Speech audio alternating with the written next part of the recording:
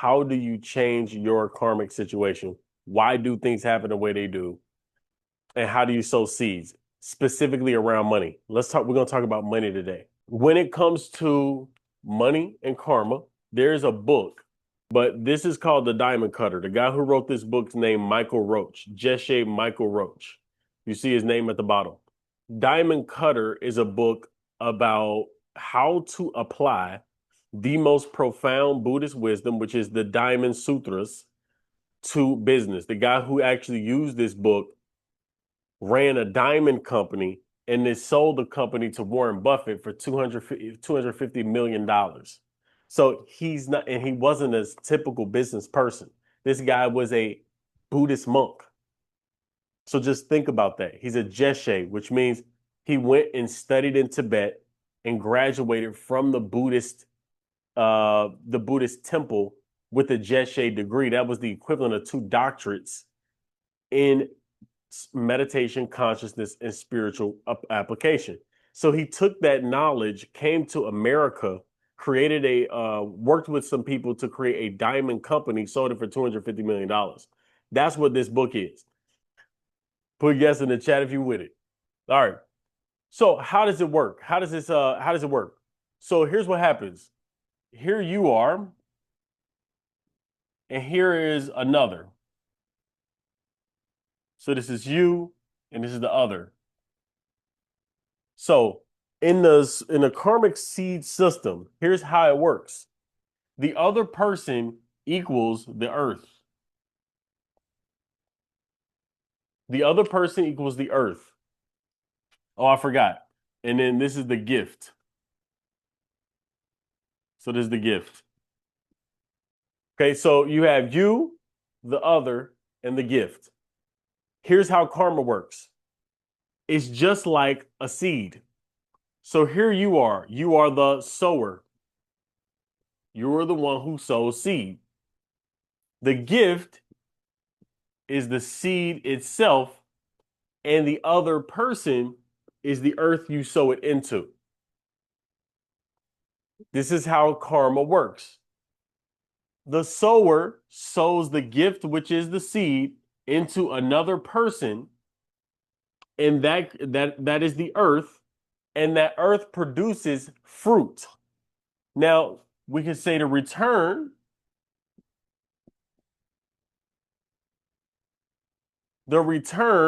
is the fruit. This is the fruit. This is how the karmic system works. Number 1, there's a sower. Number 2, there's a gift. Number 3, that gift is given or sown. Number 4, there is a return, which is fruit. This is how it works. Now, what happens is this. This is your mind. So imagine your mind is split up into 2 parts. It is a conscious mind and a subconscious mind. What happens when you give a gift to somebody else? You consciously give it, but what happens is there is an imprint of what you do on your subconscious mind. That imprint is actually the seed. Because here you are as the observer, you are watching yourself give something to someone else. This is the other. As you watch yourself give a gift to somebody else, your subconscious mind records that event on your brain, in your DNA. The subconscious mind is connected to the universal mind. So then the universe brings you back by law of attraction and law of thought exactly what you have imprinted on your mind.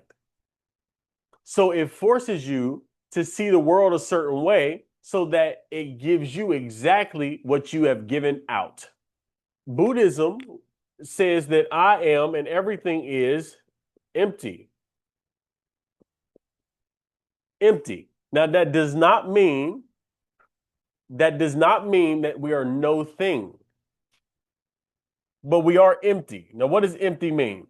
Empty simply means that there's a hidden potential in everything. And what that event or what that thing is to you is determined by your own seeds in your mind.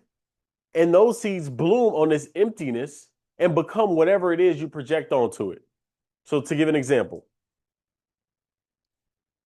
some of y'all are in sales. I know, Sarah, you in sales, and I'm in sales. Everybody is in sales in some way, even if you don't know it or not. Okay, you sell yourself on better promotions. You sell yourself in and out of situations. Everybody's a salesman, but some people are salesmen by profession. The product is the same. Everybody sells the same product. Everybody sells to the world, the marketplace, people who are in the market for the product.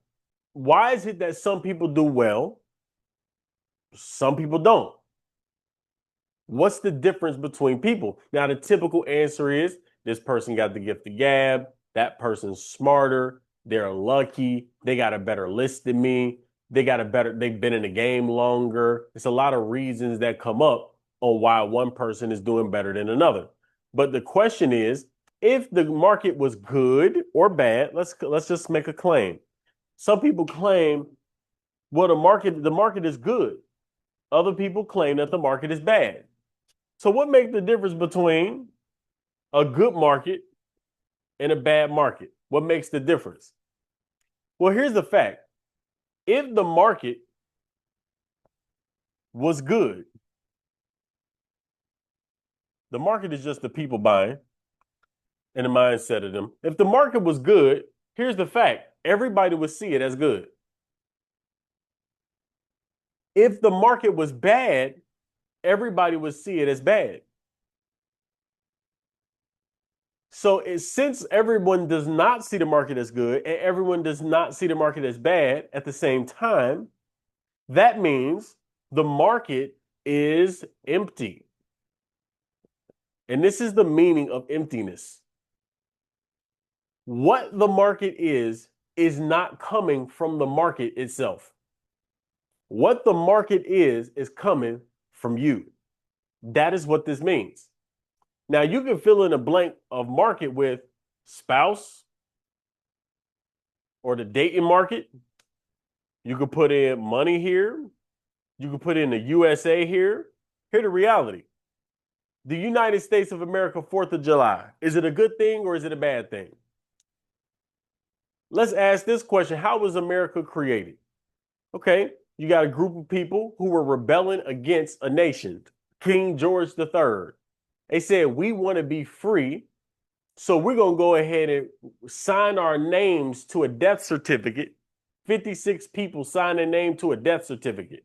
We are now forming our own thing against King George III. And that's called high treason, but they did it for liberation, right? Okay, so good thing so far. But what happened? Thomas Jefferson, one of the guys who signed the Declaration of Independence, who said, we see these truths to be self-evident that all men are created equal, and he owned over 600 slaves. And so is it good or is it bad? Here are a group of people, an entire people, who are considered to be only 2/3 of a person, while at the same time signing a document that says everybody's equal. So was the Declaration of Independence a good thing or a bad thing? Was it a lie or was it true? Here's the reality. It's empty. It's empty. It meant different things for different people. For the slaves, it's irrelevant. Maybe even a worse situation. This is bad. We're about to get used for generation after generation after generation. Bad. That's what it could be considered. On the other end, here's a group of people who benefit. Good. We're free. But at the same time, it's funny because in that declaration, there was a clause talking about no slavery because they didn't believe in slavery, but they knew they needed to build financial abundance and financial wherewithal into the country. So they struck out the part of the declaration that said no slaves. Why? Because of greed. So just think, On one end is good, on another end is bad. Which one is it? It's empty. What it is whatever our seeds have made them to be. I can't tell you what the karma was of African American people. I'm African American. I can't say exactly what our karma was or what my ancestors did or what I did. I can't tell you. I do know that for the vast majority of us, all of us, we could say, slavery was not good. It was bad. But here go the slave owners. It was good. At the same time, is it true? Do you get a free pass? Answer is no. So to give you an example, in the Abhidharma system of Buddhism, karma, the way it's explained is, it would suggest that the disparity between the rich and the poor and the culture wars that we have going on in America, the complete division and isolation and a sense of loneliness that goes on in the communities in America are a direct result of what we did, what that Declaration of Independence. Why? How can I say that? It's because it was signed on a premise of greed. So that's where the negative comes from. But here's what people don't get. They think that if something is good generally, that it's all good, or something is bad generally, that it's all bad. That's not the case. Karma is very specific. If you remember us studying karma, karma is exact. So on one end of the stick, oh, this was a very good thing. This was excellent. On one end of the stick, this is good. On one end of the stick, why? Because liberation, that was the premise of it. To be free, to give people options and choice. So that intention is good. Also, United States was known as a home of immigrants. Bring immigrants over. Let's give opportunity in the early stages of America. That was the case. You can come here and you can earn a living. You can do whatever you want.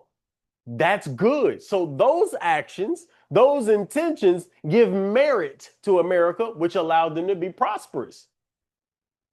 At the same time, the loneliness, the lack of meaning, the lack of purpose, the lack of connectedness and unity in this country comes directly from slaves being owned. The hypocrisy of saying, okay, we're all equal, and having slaves as the way they're going to build America. That comes directly from that. So both things are true. Am I making sense? People say, they'll talk about a billionaire like they know him. He's evil. He should not have this money. We should take the money from him, divvy it out to the rest of the people. Here's the reality, y'all. The reality is that the whole market is empty.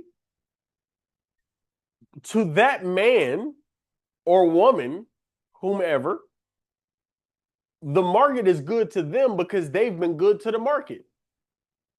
There is no way for a person to receive financial benefit without following the seed system. It's impossible.